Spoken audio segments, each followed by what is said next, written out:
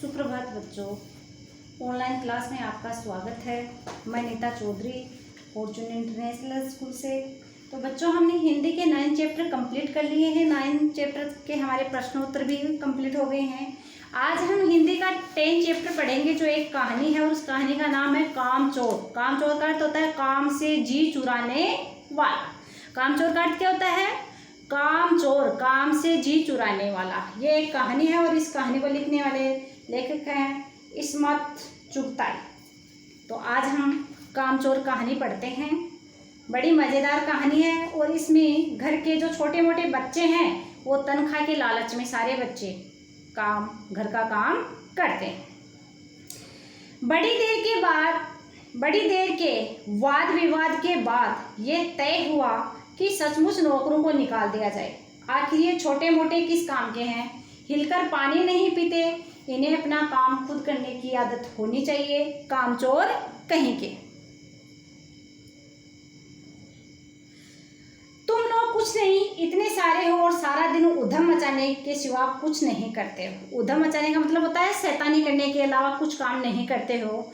और सचमुच हमें ख्याल आया है कि हम आखिर काम क्यों नहीं करते। हिलकर पानी पीने में अपना क्या खर्च होता है, इसीलिए हमने तुरंत हिलाकर पानी पीना शुरू कर दिया। अब हिलकर पानी पीने का मतलब तो बच्चों ये होता है कि खड़े होकर जाकर के पानी खुद पी के आना। लेकिन बच्चे हैं वो क्या करते हैं, खड़े होने की बजाय हिलकर पानी पीने का मतलब होता है कि हिल के पानी पीते हो। यानी घर में बच्चों की संख्या अच्छी खासी थी, सभी कामचोर थे, पानी भी स्वयं नहीं पीते थे। आलसी स्वभाव के होने के कारण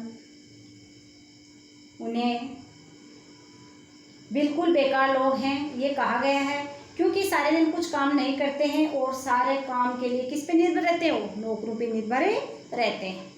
हिलने में धक्के भी लग जाते और हम किसी के दबेले तो थे नहीं कि कोई धक्का दे तो सह जाएं। लीजिए, पानी के मटकों के पास भी घमासान युद्ध हो गया। सुराहियाँ उधर लुटकी, मटके इधर गए, कपड़े भीगे सो अलग। ये भला काम करेंगे? अम्मा ने निश्चय किया। करेंगे कैसे नहीं, देखो जी, जो काम नहीं करेगा उसे रात का खाना हरगिज नहीं मिलेगा, समझे? ये लीजिए, बिल्कुल शाही फरमान जारी हो रहा है। यानी माँ ने क्या कहा, अम्मा ने, कि अगर आप घर का काम नहीं करोगे तो आपको रात का खाना हरगिज नहीं मिलेगा। तो बच्चों ने क्या किया? फिर बच्चों को क्या करना था? जब वे हिले तो आपस में धक्के भी लगे। वे ऐसे सज्जन बच्चे तो थे नहीं कि धक्का लगने पर चुपचाप रहे, आपस में धक्का मुक्की करने लगे।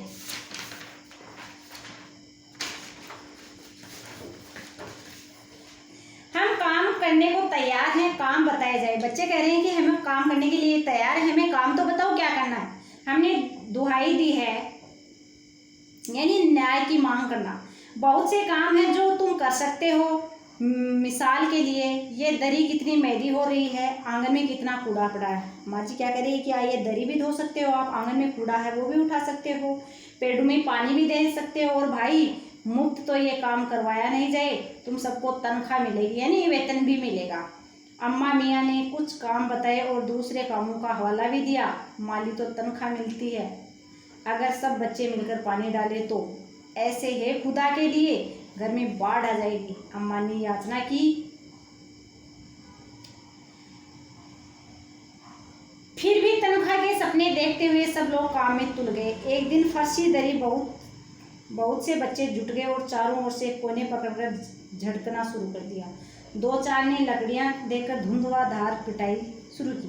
तो अम्मा ने कहा था कि ये दरी कितनी गंदी है, मैली है, इसको धो सकते हो। तो सारे बच्चे क्या करते हैं, दरी को पकड़ के फर्श पर ही झटकाने के लिए तैयार हो जाते हैं। सारा घर धूल से अट गया। अब दरी को झटकाने के लिए सारा घर क्या हो गया, धूल से भर गया। खांसते खांसते सब बेदम हो गए। यानी धूल से क्या हुआ, सबको खांसी आने लगी। सारी धूल तो दरी पर थी, जो फर्श पर थी, सबके सिरों में जम गई, नाकों और आंखों में भी घुस गई। बुरा हाल हो गया सबका। यानी बच्चों ने क्या किया, आंगन में ही दरी को झटकाना शुरू कर दिया। हम लोगों को तुरंत आंगन में निकाला गया। वहाँ हम लोगों ने फौरन झाड़ू देने का फैसला किया। झाड़ू क्योंकि एक थी और तनख्वाह लेने वाले उम्मीदवार बहुत थे। झाड़ू एक थी और झाड़ू निकालने वाले बहुत सारे बच्चे थे। वो क्या कर रहे हैं, झाड़ू को एक दूसरे से छीना झपटी कर रहे हैं। तो उस झाड़ू के भी तार बिखर जाते हैं। इसलिए क्षण भर में झाड़ू के पुर्जे उड़ गए। जिसकी सीखें जिसके हाथ में पड़ी वही उल्टे सीधे हाथ मारने लगे।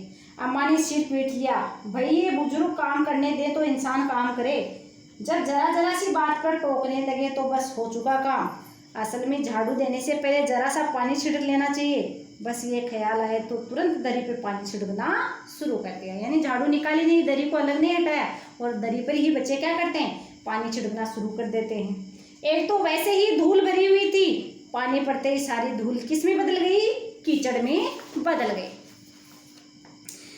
अब सब आंगन में से भी निकाले गए। तय हुआ कि पेड़ों में पानी दिया जाए। बस सारे घर से बाल्टियां, सारे बच्चे क्या करते हैं, घर से बाल्टियां, लोटे, तसले, भगोने सारे लूट ले गए। जिनको जो चीज मिली वह उसी डोगे, कटोरे और गिलास भी ले भागे। अब सब लोग किस पे टूट पड़े, सारे बच्चे कहाँ चले गए, नल पे चले गए। नल पे टूट पड़े, वहां भीड़ इकट्ठी हो गई। यहाँ भी वही घमासान युद्ध मचा। क्या मजा जो एक बूंद भी पानी में बर्तन में आ सके, यानी सारे बच्चे आपस में धक्का-मुक्की करके अपना अपना बर्तन नल के नीचे लगा रहे हैं, जिससे किसी के बर्तन में भी पानी नहीं जा रहा है। टूसन ठास, किसी की बाल्टी पर पतीला और पतीले पे लोटा, भगोने और डोगे। पहले तो धक्के चले, फिर कुहनियों से, यानी पहले एक दूसरे के धक्के, फिर कुहनियों से धक्के मारने, उसके बाद बर्तन। फौरन बड़े भाइयों बहनों, मामू और दमदारू मौसियों, फूफियों की कुमक भेजी गई फौज मैदान में हथियार फेंककर पीठ दिखाकर भागी। यानी उन सब ने, उनको बच्चों को घर वालों ने डराया धमकाया तो सारे बच्चे डर के मारे पीठ दिखाकर भाग निकले। इस धीमा कुश्ती में कुछ बच्चे कीचड़ में लथपथ हो गए, जिन्हें नहलाकर कपड़े बदलवाए के लिए नौकरों की वर्तमान संख्या काफी नहीं थी। पास के बगलों में नौकर आए और 4 आना प्रति बच्चा के हिसाब से उन्हें नहलाए गए। ये लोग कायल हो गए हैं, कायल यानी मानने को मजबूर। ये लोग कायल हो गए हैं कि सचमुच ये सफाई का काम अपने बस की बात नहीं और ना पेड़ों की देखभाल हमसे होती है। बच्चे क्या करें, ना तो हमसे सफाई होती है और ना हमें पेड़ों की देखभाल की जाती है हमसे, ना पेड़ों में पानी डाला जाता है। कम से कम मुर्गियां ही बंद कर दो। अब मुर्गियों को बंद करने जाते हैं। बस शाम ही में जो बांस चढ़ी हाथ पड़ी लेकर मुर्गियां हाँकने लगे, दल दड़बे। पर साहब, मुर्गियों को भी किसी ने हमारे विरुद्ध भड़का रखा था। ऊट पटांग इधर उधर कूदने लगी। 2 मुर्गियां खीर के प्याले से जिन पर आया चांदी के वृक्ष लगा रही हैं, दौड़ती फपाड़ती हुई निकल गई। तो घर वालों ने, अम्मा जी ने कहा कि आप ये काम तो नहीं कर सकते, केवल मुर्गियों को तो आप बंद कर सकते हो ना, यानी मुर्गियों का जो रहने की है तो जगह है उसमें उसकी देखभाल कर सकते हो। तो कोई बच्चा छड़ी लेता है, कोई हाथ में जो भी आता है हथियार, उसे मुर्गियों को भगाना शुरू करते हैं। और मुर्गियां हैं वो क्या करती हैं, खीर के प्यालों की तरफ ऊपर से अपने पंजे देती हुई दौड़ती हैं।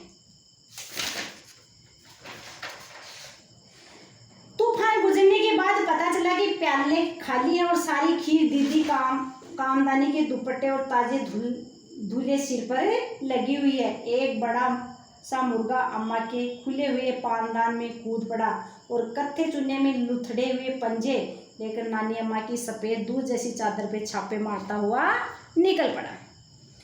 एक मुर्गी दाल की पतीली में छपाक मारकर भागी और सीधी जाकर मोरी में इस तेजी से फिसली कि सारी कीचड़ मौसी के मुंह पर पड़ी, जो बैठी हुई हाथ मुँह धो रही थी। इधर सारी मुर्गियां बेनिकल का ऊंट बनी चारों तरफ दौड़ रही थी। इसमें ये बताया गया कि जब मुर्गियों की भागदौड़ थमी तो पता चला कि खीर के सारे प्याले खाली पड़े थे। उनकी खीर दीदी के दुपट्टे और उनके ताजे धुले सिर पर पड़ी हुई है।